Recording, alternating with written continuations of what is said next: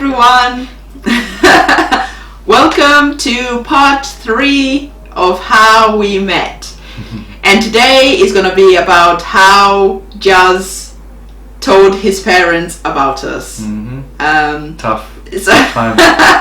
So this is probably the hardest part. The other bits were just like fun, and it was just the two of us. And now when family is involved, a lot more emotions and a lot more things come to play. So I was in Africa at the time on my 7-week holiday, and Jazz had just got back from India with his mum. Yeah, where I was supposed to be seeing girls to get married to, but obviously I didn't see any women out there because I didn't think it was the right thing to do.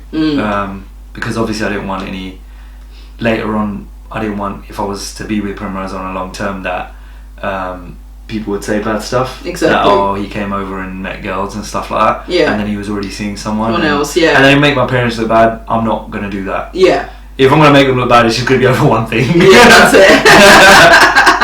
So basically, but... So how did it all go down? So you go back from India and your mum asked you? So mum turned around and said, look, what's going on? Dad was in the shower and we have a downstairs shower. So mum was like, by the way, I just wanted to ask you something. Why didn't you see any girls when you were out there?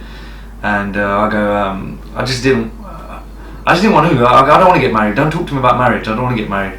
And she's like, look, come on, innit? Like, what happened? Why didn't you see anyone? That was the whole point of going. Yeah. And I said, look, mum, I'm not interested in getting married. And then she goes, look, are you seeing someone? And I said, I'll talk to you later.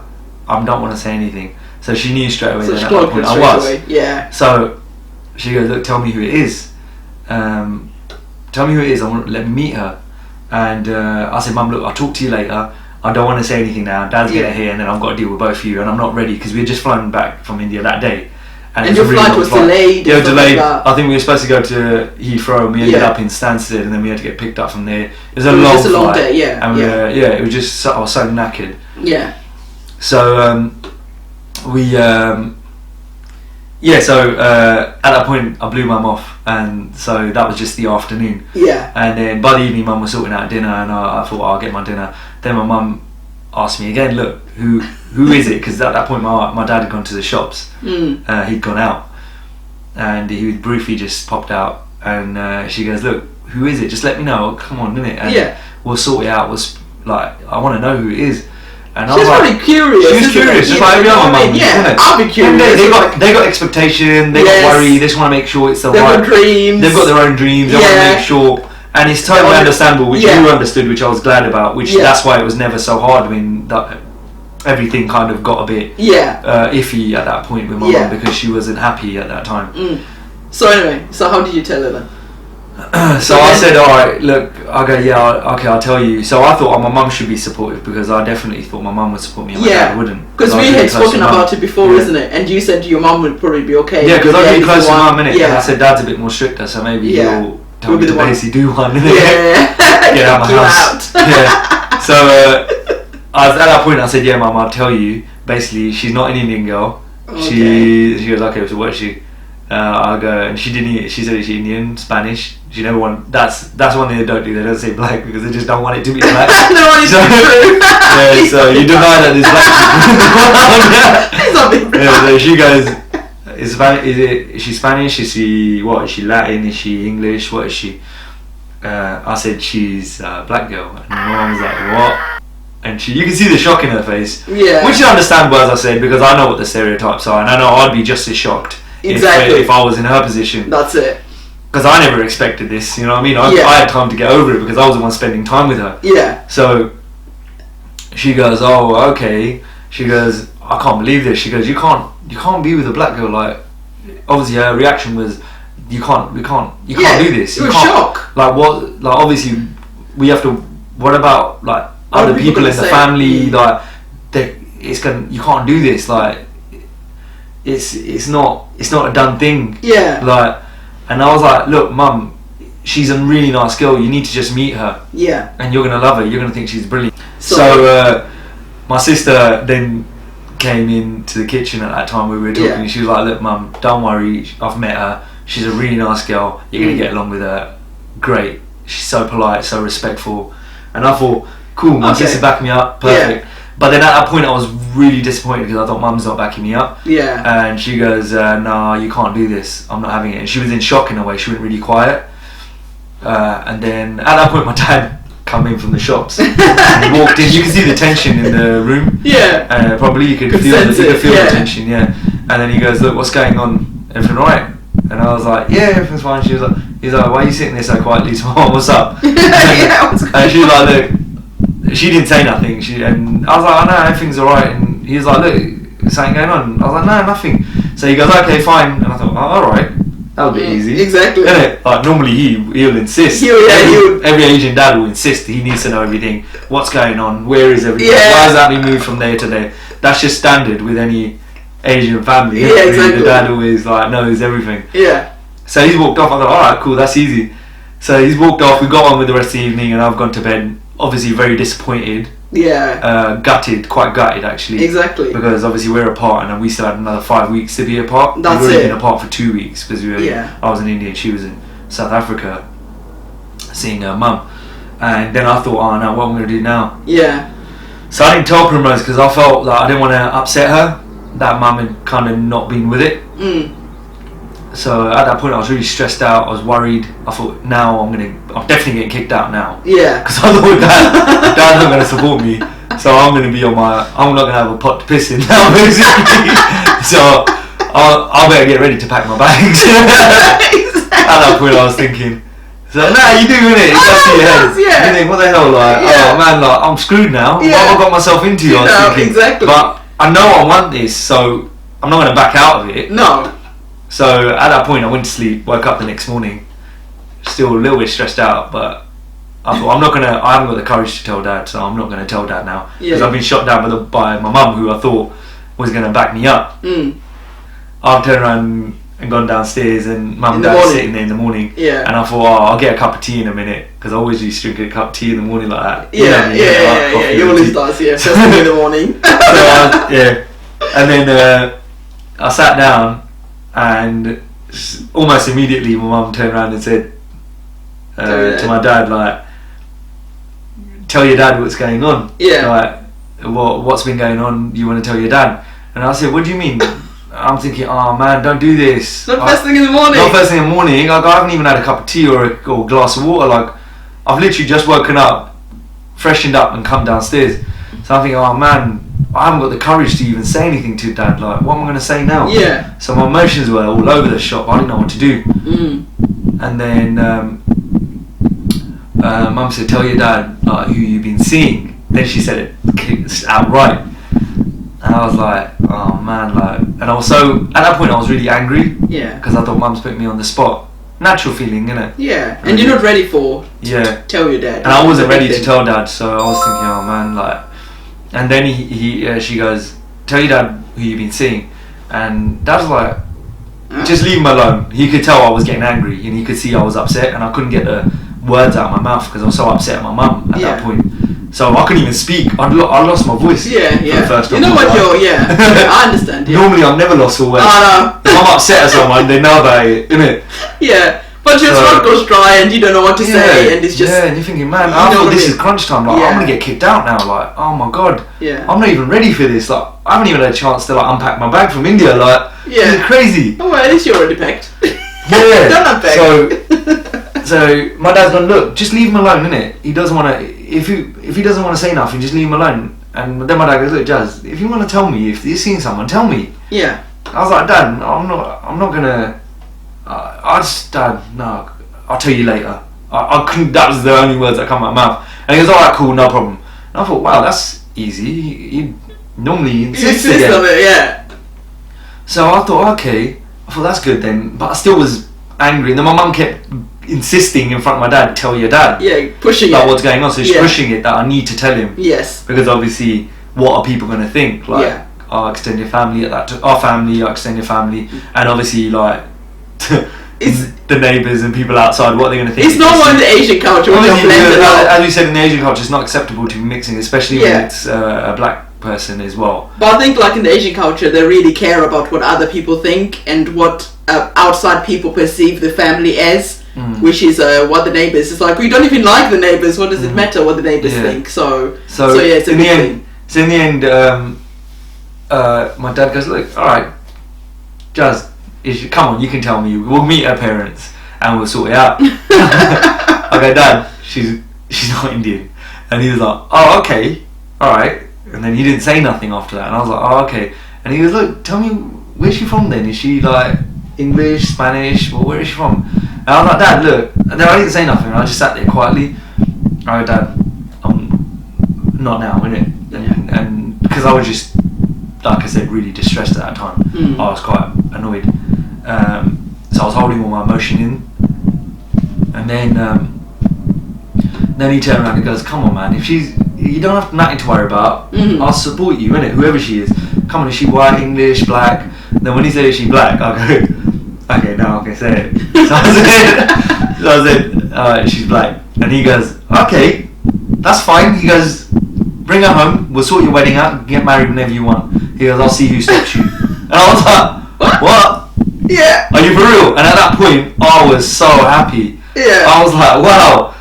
I thought I was going to get kicked out. And for one moment thinking I'm going to get kicked out and disowned, to the point of, get Dad married. saying, don't worry about it, you can marry who you want. I'll see who stops you. Dad's like, you bring her home, I want to meet her. Oh yeah, by the way, have you got a picture of her? And I was like, oh, wicked. Yeah, Dad, you know, I was saying, yeah, this is Primrose, yeah. And he goes, bring her up, call her around. We'll meet her, call her around now, innit? And I was like, nah, Dad, she's not in the country, she's in South Africa meeting her mum. Like, her mum lives out there. Oh. And he goes, where's she from? I go, Zimbabwe. And Dad was like really interested, and I was like, wicked. Obviously at that point my mum's not happy. She said like, come on, what's everyone going to think? We can't let this happen. Yeah. Which is a standard reaction. So obviously she's not happy at that point. I'm ecstatic. Exactly. So I've gone upstairs and called up Primrose straight away. Yeah. Babe, I've told Mum and Dad. Dad's with it. He said we can get married. He wants to meet you. He wants to meet you. So when you get back. Oh my God, really? Yeah. How did you feel when I told you that? It was relief, because obviously I was worried that your mom wasn't with it. But because we had rehearsed it that your dad wasn't going to be the one with it, so I was more scared of his dad than I was. So that was even more, because your dad was the man. So when you told me like, oh, Dad's with it, I was like, oh wow, the person we thought wasn't going to be with it. And you said like, you know, you said yeah, get married and stuff like that. I was like, wow. So that's not, you know what I mean? It was awesome. Because before I went to South Africa, we had spoken about this, because we'd known that the subject is probably going to come up because, you know, of him not meeting anyone when he was in India. So we had made a plan B that if he did get kicked out, he was going to go and stay at the place where I was renting. So I had a key, didn't I? Yeah, so I gave him a key, and and the girl I was house sharing with, we explained it to her that, you know, this could go down. So if it goes down, is it okay if, you know, Jazz comes? And she was like, yeah, you know what I mean, give me a key and you can come and stay until you get back, it's not a problem. So there was a plan B already set up.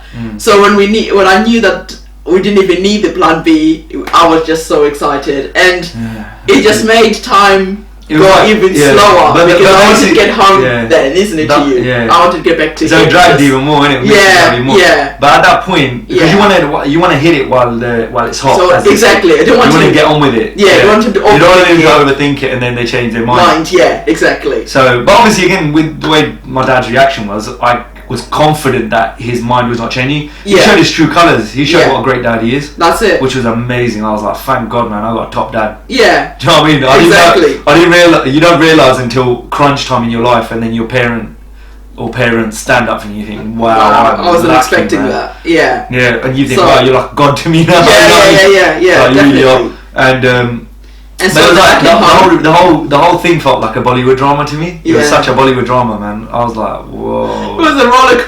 I felt like I was in a movie. It was like the Twilight Zone. Yeah, it was a roller coaster. Like Mum telling me on the other side, you need to tell your dad. You're going to kick you out. And you're going to get kicked out. And then Dad was like, look, don't worry about it. Don't get wow, like it's like the good and the bad, isn't it? It's really weird. Yeah. So once Dad was with it.